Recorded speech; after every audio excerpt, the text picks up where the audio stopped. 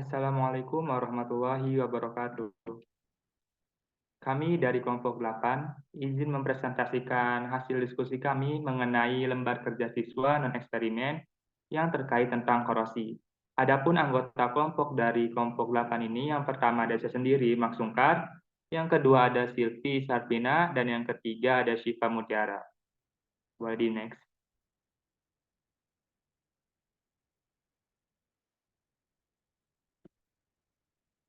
Adapun KD yang akan kita bahas kali ini, yang pertama 3.5, yaitu mengenai menganalisis faktor-faktor yang mempengaruhi terjadinya korosi dan cara mengatasinya. KD 4.5 tentang mengajukan gagasan untuk mencegah dan mengatasi terjadinya korosi. Adapun tujuan pembelajarannya, yang pertama yaitu siswa mampu memahami konsep korosi berdasarkan wacana yang disajikan dengan tepat. Yang kedua, siswa mampu menganalisis faktor-faktor penyebab korosi berdasarkan wacana yang disajikan dengan tepat. Dan yang ketiga, yaitu siswa mampu menjelaskan pencegahan korosi pada logam serta mengatasinya berdasarkan wacana yang diberikan dengan tepat.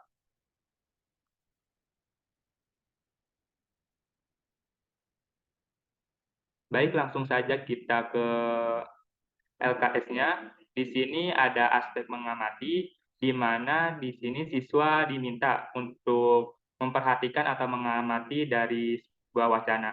Nah, di sini wacananya itu sudah disediakan ya, tentang korosi pada besi. Di sini itu isinya tentang pengertian korosi, lalu reaksi kimia pada korosi, dan yang terakhir yaitu tentang cara mengatasi korosi itu sendiri. Boleh di next. Aspek yang kedua yaitu menanya. Nah, di sini siswa diminta untuk membuat dua pertanyaan yang berhubungan dengan korosi berdasarkan wacana di atas. Nah, aspek yang ketiga yaitu mengumpulkan informasi. Di sini siswa diminta untuk membaca buku sumber siswa kelas 12 atau sumber lainnya untuk menjawab pertanyaan-pertanyaan yang sudah dibuat. Selanjutnya di sini ada sebuah eksperimen yang mana ini sudah ada hasilnya. Lalu dari hasil tersebut, siswa akan diberikan pertanyaan. Nah, pertanyaan itu nanti akan dijawab oleh siswa itu sendiri.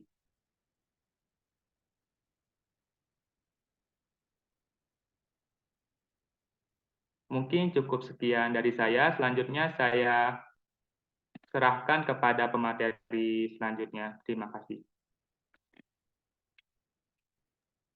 Baik, terima kasih atas kesempatannya.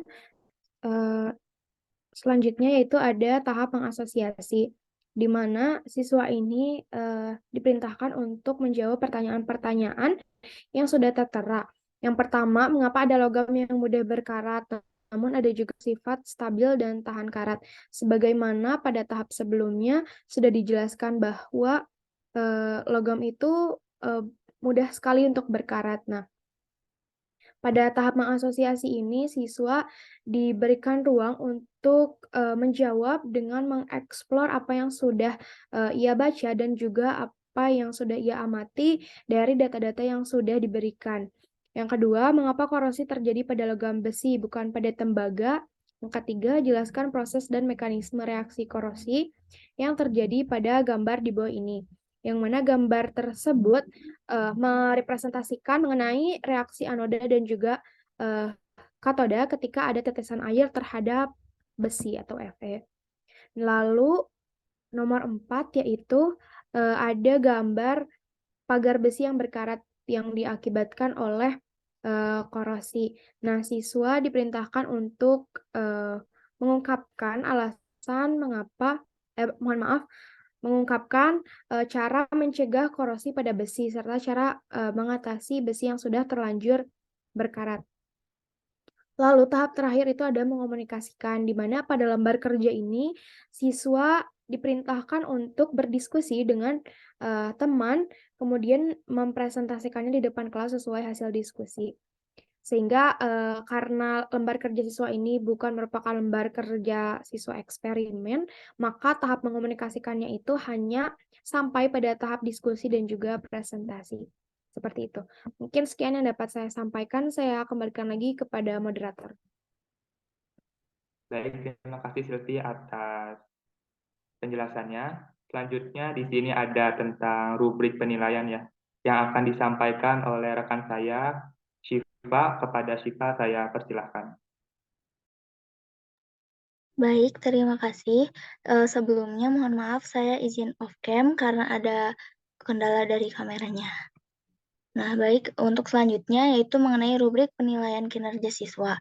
Nah, di sini itu rubrik penilaian terbagi menjadi 3. Yang pertama yaitu rubrik penilaian jawaban LKS. Nah, di sini penilaiannya itu ditinjau dari aspek-aspek. Yang pertama itu ada aspek menanya, mengumpulkan data, dan juga mengasosiasi. Nah, di sini juga disediakan indikator-indikator untuk penilaiannya, dan setiap aspek ini skor maksimalnya masing-masing 5 dan skor totalnya yaitu 25. Nah, untuk rubrik yang kedua yaitu mengenai penilaian diskusi kelompok. Di sini juga sama, penilaiannya itu ditinjau dari aspek-aspek. Yang pertama ada aspek kerjasama sesama anggota kelompok, yang kedua ada aspek penguasaan topik diskusi, yang ketiga ada ketepatan menyelesaikan diskusi, dan yang keempat yaitu saling menghargai pendapat. Nah, di sini juga disediakan indikator-indikator penilaiannya dan juga skor maksimalnya. Untuk yang aspek 1 itu 3, aspek yang kedua 8, aspek yang ketiga 3, dan aspek yang keempat yaitu 5, dan skor totalnya yaitu 20. Nah, untuk rubrik yang ketiga yaitu mengenai penilaian presentasi kelompok. Yang pertama yaitu ditinjau dari aspek sistematika presentasi dengan skor maksimalnya 5. Yang kedua yaitu aspek penggunaan bahasa dengan skor maksimalnya 5 juga. Yang ketiga yaitu penguasaan topik diskusi dengan skor maksimalnya 5. Yang keempat yaitu ketepatan intonasi dan kejelasan artikulasi dengan skor maksimalnya 5. Dan yang kelima yaitu kemampuan menarik kesimpulan dengan skor maksimalnya 5. Dan untuk skor totalnya yaitu 25. Nah, di sini selanjutnya yaitu untuk pedoman pengskoran, total nilai jawaban yang tepat akan dihitung berdasarkan rumus ini gitu. Jadi nilai sama dengan total nilai keseluruhan dibagi jumlah skor maksimum dikali 100. Nah, untuk yang selanjutnya, total nilai keseluruhan dihitung berdasarkan rumus untuk mengetahui tingkat penguasaan terhadap materi belajar. Nah, di sini rumusnya itu nilai sama dengan jumlah skor yang diperoleh dibagi 3 dikali 100. Mungkin itu saja yang dapat saya sampaikan. Saya kembalikan lagi kepada moderator. Baik, terima kasih Syifa atas penyampaian materinya. Seperti itulah ya penyampaian tentang hasil diskusi mengenai LKS dan eksperimen terkait korosi dari kelompok kami. Mungkin cukup sekian dari kami, kurang lebihnya mohon maaf. Wassalamualaikum warahmatullahi wabarakatuh.